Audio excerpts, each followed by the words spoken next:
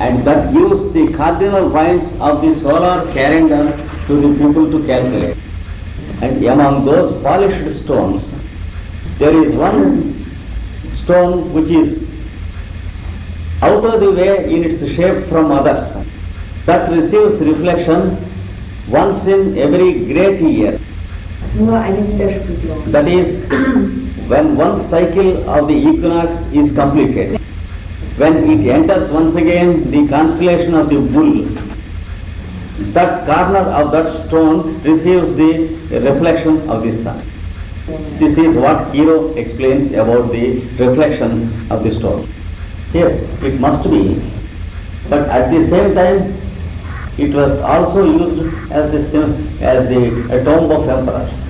No doubt about the fact that it was used for initiation, because the pictures on the walls, they indicate all the catchwords and the grips and passwords of initiations. So there is no doubt about the view that they were once the centers of initiations. It is said by some esoteric students, there is great treasure underneath the Cheops pyramid, and that there is a lot of gold and gemstones, and it will be opened after some time, and exactly by the same time the old land of Atlantis will be discovered once again. This is one of the prophecies, speculations of some esoterics. Tombstone. Generally speaking, it is not called dangerous, but it all depends upon the particular individual and his psychic level. You see, if the person has certain amount of strong belief over psychism and the phenomena, he will have strange experiences due to his strong auto-suggestion, except that for others there is no danger at all with that stones. But certain people should not be permitted to use those stones, because they make their thinking and imagination and they prepare their own world about them. When there is no negative psychism in the person, there is nothing dangerous with those stones.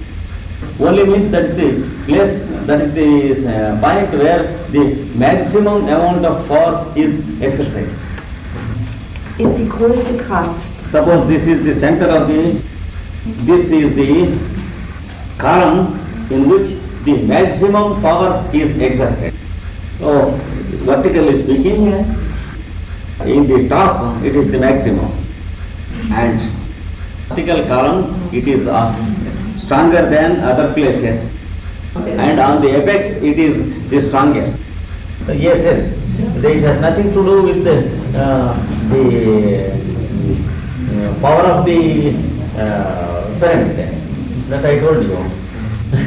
The various parts that are used as tomb have nothing to do with the ritualistic or symbolistic aspect of pyramid. The two are two different aspects. No. The initiations are to lead the candidate through a path which is the imitation of the path of the annual sun.